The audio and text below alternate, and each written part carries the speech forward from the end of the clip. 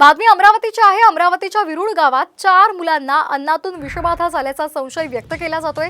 यातील 2 मुलींचा दुर्दैवी मृत्यू झालाय, तर इतर 2 जणांवर रुग्णालयात उपचार सुरू आहेत। या घटनेमुळे विरुळ गावात शोकाकुल वातावरण पाहायला मिळते।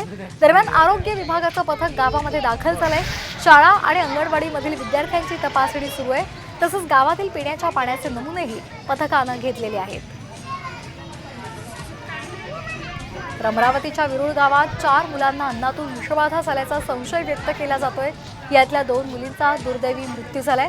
या संदर्भात अधिक माहिती घेऊयात आमचे प्रतिनिधी अमर घटारे यांच्याकडून। अमर, काय अधिकचे अपडेट्स मिळतात या संदर्भात? अमरावतीमध्ये 4 मुलांना अन्नातून विषबाधा झाल्याचा संशय व्यक्त केला जातोय, काय नेमकं यामागचं कारण आहे?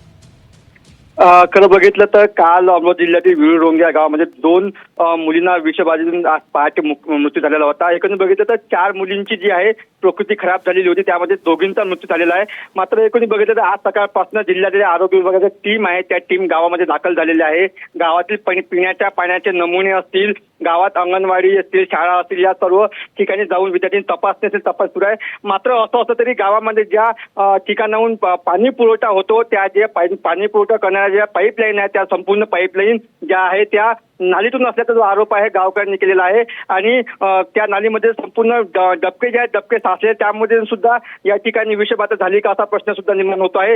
एकंदरीत बघितलं तर या ठिकाणी ग्रामपंचायत पूर्ण दुर्लक्ष आहे असाही आरोप केला जात आहे। मात्र आता आरोग्य विभागाची टीम आहे, ते टीम आता संपूर्ण गावाची तपासणी करत आहे, गावातील पाण्याचे नमुने घेत आहे। त्यामुळे आता नेमका मृत्यू कशाने झाला हे आता समोर येईल। अगदी धन्यवाद आपण दिलेल्या सविस्तर माहितीसाठी।